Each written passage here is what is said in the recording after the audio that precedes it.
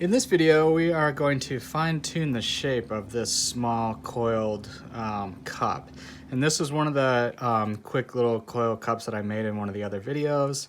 And so if you saw that other video, you saw that by the end of me making this was pretty wet and flimsy.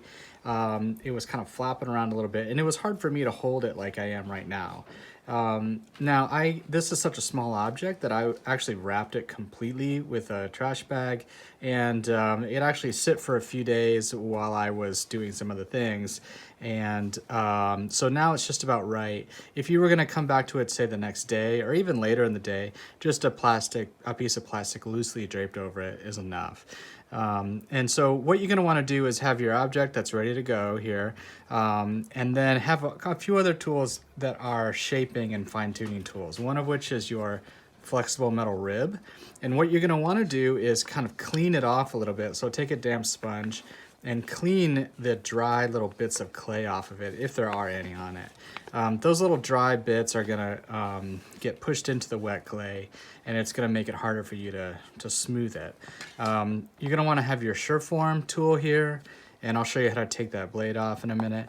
And sometimes we use this as a way of like scraping. If you had like a large bump or something on the surface that you wanted to cut off, you can actually use this to scrape off, you know, some of the surface. For most of it, I use these two tools. If you remember, I was starting to use this during the making of this object too. So I would use this tool during the making of it, and this tool really needs to be, you need to use this after the pot has set up just a little bit.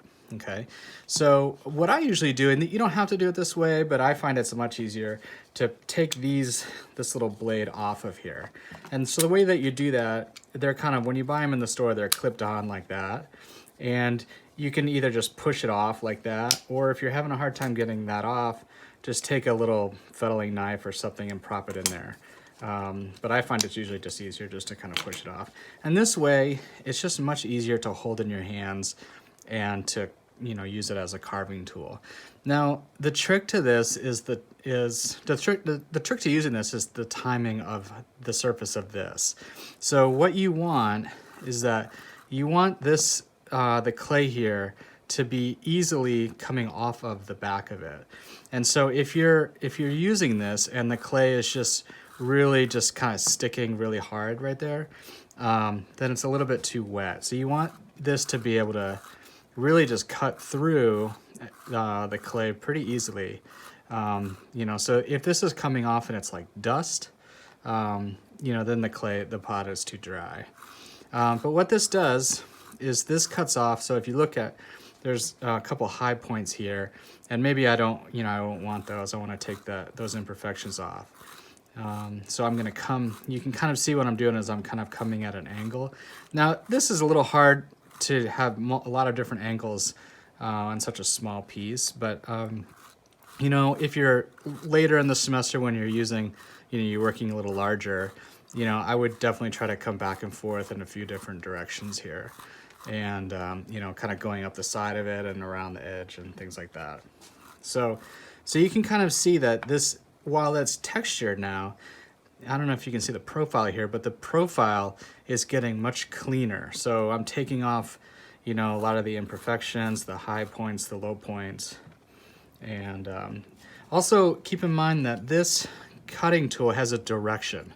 So there's kind of these little cheese grater blades that kind of are pointed that way. And so just kind of make sure you're going in the right direction. You'll know if you're not, the clay won't be coming out through those little the little holes there.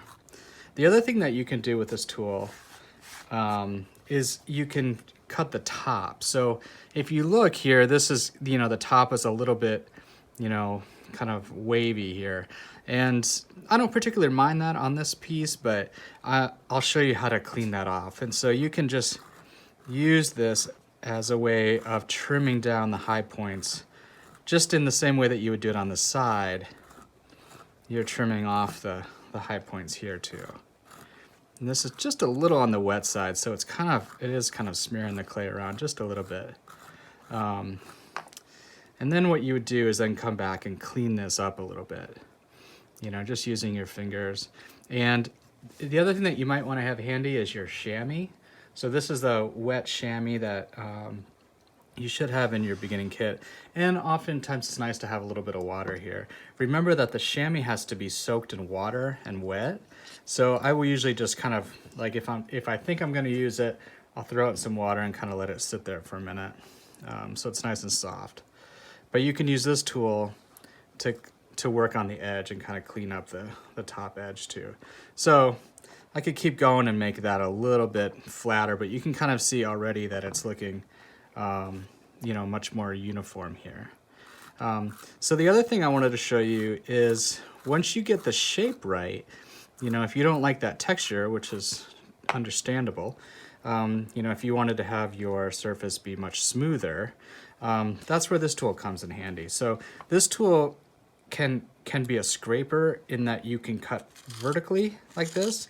And if you see, it's gonna, when you cut vertically, or not vertically, but if this is perpendicular to the form, when you cut this way, it scrapes the clay off and leaves it here, okay? If you wanna smooth that surface out, lay it down flat like this, okay? So, and you can see what's happening here. See how it's getting really smooth? So this tool is going to push the grog, the pieces of grog. So right here, this is grog. And grog is something that we put in the clay. It's a really kind of a gritty substance, and it helps for the moisture to get out of the piece. So it actually is performing a critical function, but you may not want it to be so coarse. And so what you would do then is just lay this down on this flat edge. So you can see now, none of that clay is actually coming off onto the rib. If I go this way, you can see it comes off and it comes onto that rib, okay? But if I lay it flat, then what it's doing is it's pushing the clay in, okay? A lot of people, when they're just getting started, they think that they can sand the clay, like after it's dried, and that will not get the clay smooth unless you're working with a very, very pure porcelain. For the vast majority of clays, sanding after it's dry will not make it smoother. It'll actually make it rougher. Because what you're gonna do is when you sand, like right now I have a layer of fine clay over the top of the grog that's in there. If I were to sand this after it's dried, I would remove that layer, that fine layer of clay that I just basically burnished with this, and I would expose all that grog, okay? So if you want a smooth surface, the time to do it is when it's wet or leather hard, okay? So this isn't quite leather hard. You can kind of see I can still kind of move the rim around. So it's about halfway from wet to leather hard. Remember that leather hard is the last time that we can add anything with wet clay. So throughout the semester, we'll be talking about leather hard quite a bit. So leather hard you can kind of think of like is like almost like half dry. You know, it's still like got a dark color like this, but if I were to bend it, if I would try to bend it, it would crack. You know, I could put my fingernail through it, but not my whole finger through it. So that's kind of a few things to know about leather hard. So, but this is how you would use those tools. So you'd use this one to cut off like a lot of material, and this one to burnish. People will often ask, can I use this too much? Like, can I cut through the object with this?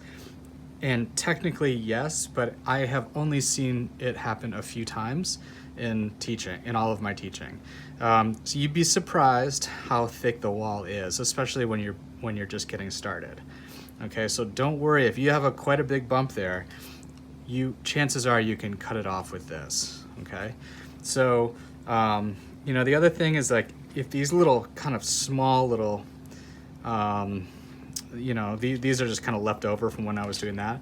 Just put a little bit of water on your finger and you just come back and just kind of, you know, burnish those out, okay? So you can kind of see how smooth you can get it. And I haven't done that to the other side, so see how rough that is and smooth. So with these pots, you might experiment. Maybe you have, you know, part of it is rough, or maybe there's a pattern where, you know, you delineate some shape here where, you know, this is going to be a rougher texture and you want to be able to see the grog, and then the other side of it maybe is a smoother texture. The other thing to work on is the inside. And so what I am doing here is I'm just using my finger to smooth the inside of the form. Okay, now the inside, especially on these small ones, it's a little hard to get to with this. You can use this tool and get in there and kind of, that will help kind of work some things out there. But generally on these little small ones, it's easiest to use the tools that are attached to your body here. So your hands and your fingers. And so, so I would just kind of work on this a little bit more, kind of clean this up.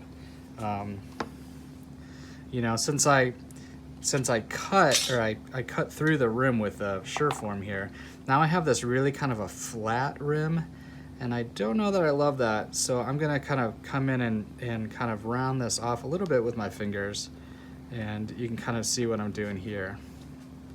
So just because that, I think this will be a little bit of a better surface to drink out of, you know, so if it's a little bit rounded, it won't be so sharp. The one thing you have to be careful about on a functional vessel like this, also what we would call a utilitarian object, is that if you have a sharp edge right here on the edge here or on the inside, when you glaze it, as the glaze melts, it'll flow. Many of the glazes actually move a little bit when they melt. It'll flow down here and it'll separate a little bit right on the edge here, and it'll make that edge very sharp, like much sharper than it is right now. So on a functional object, you do want to be mindful of that. Okay, so on this particular object, I'm just going to use my finger and I'm just going to smooth this out like this. And you can kind of see what's happening. It's making that edge much rounder and will be more pleasant to use, you know. And then the last thing, after you get the side and the inside the way that you want and the rim the way that you want, is take a look at this bottom edge here. And so this is another thing that you don't want to have really sharp here. So this isn't too sharp, but I would definitely soften that off. Just because if it feels a little sharp right now, it'll feel really sharp after it's fired, even though you're not going to have glaze right there. You know, the clay when it's fired can be sharp enough to actually cut your finger, or certainly when you're banging this around in the dishwasher or you're washing it, you know, those little bits can chip there. And so there's a couple different ways of doing this. If the clay is wet enough, you can take this and you can round it, like kind of roll it here like this. And this is called a rolled foot. Okay, so it's not technically a foot ring on the form, but you can kind of see what it did there. It rolled and made a nice little bevel. Okay, so there's a plane that comes down here, and then there's another plane right here, and then you know, so that's one way to do it. Okay, in the future, if you have a larger vessel and you can't do that, or it's too wet to do that, usually what you do is you come in with your fettling knife and you just while it's sitting there, you cut a bevel, like about a 45-degree angle bevel in the bottom. And I usually just kind of come around like that and cut the bevel. Or you can also come this way and kind of carve it in there. So you can kind of see it's making a nice little definition. And what this will do too, not only is it sort of functional in that it'll you know, make it so it doesn't chip or anything like that, but visually it'll give a nice little rise to the piece on the surface that it's sitting on. So if you see here, you can see that there's a little bit of a shadow here now. And so, you know, that just creates a nice little visual lift off of the surface that it's sitting on, and you know, makes it so it doesn't visually seem like it's stuck to the table. You know, always want to, even for a sculptural object, you never want to have that surface feel, or you never want to have the wall of your object just flat, totally perfectly right on the board, because just the moving it in and out of the kiln can chip it, but also just like visually it has a tendency to look like it's fused to the surface that it's sitting on. And so, you know, so now with this, I've done kind of a few things. I've rolled the foot, and then I'm coming in and I'm kind of defining it a little bit with this fettling knife. You could do the same thing with the metal rib, okay, here, like that. And you can kind of see what it's doing here. The other nice thing is that it's putting a little bit of a lip here, a tiny, tiny little lip here. And that will help when that glaze comes down. If it starts to run a little bit, it'll just kind of, it'll slow down that glaze and hopefully make it so the glaze doesn't come over the side. It also gives you a nice visual spot to stop the glaze. So if I'm in the future, after this is bisque fired, I would then dip this into glaze, and I would make it so that the glaze came right up to this line. Okay, so think about all those things, the functionality of the foot, but also, you know, think about the whole process. Like, ask yourself, how am I going to glaze this? You know, where am I going to stop the glaze? Am I going to make a form that has a really logical place like this to stop the glaze? Or if it's perfectly flat, is it going to look awkward if I just have the glaze stopped here and I have a little gap there? So anyway, right there, that'll make a nice little place to stop the glaze. And then the very last thing that you're going to want to do when you're done is I smooth out the bottom and kind of clean this up, make sure that you know, you don't have any sharp nubs or anything like that, and then just, you know, sign the bottom like that, you know. Again, what I mentioned this in one of the other videos, these little nubs here, I wait for those to get dry before I knock those off. So I would come back to the signature, you know, in a day, tomorrow, or whatever, and I would kind of knock all those little burrs off. Right now, the burrs will get stuck like they are right now. So make sure that you sign all your pieces that go through the kill. And so that's a little, just a little video on how to clean up and help, you know, smooth the objects off, make them the right shape. Remember that this is really for shaping, like fine-tuning the shape of it, and this is fine-tuning the surface if you want it smooth. Okay, but if you have all your tools kind of handy, then you'll have things ready to go. When you're using this too, just remember that if you're working at home, these will get everywhere, all these little trimmings from this. So make sure you're working on a clean surface. In this case, I'm working on this drywall, piece of drywall with a taped edge, and you will get one of these to take home. So, so it's a good idea to work on that. If you could see outside this camera, I've actually spilled a lot of these outside. So, you know, just try to keep an eye on where these are going, and you know, if they're on your kitchen table, for example, just try to clean them up while they're still wet, so don't get them dry. And I think that's it. So have fun with the objects, and just practice, practice, practice.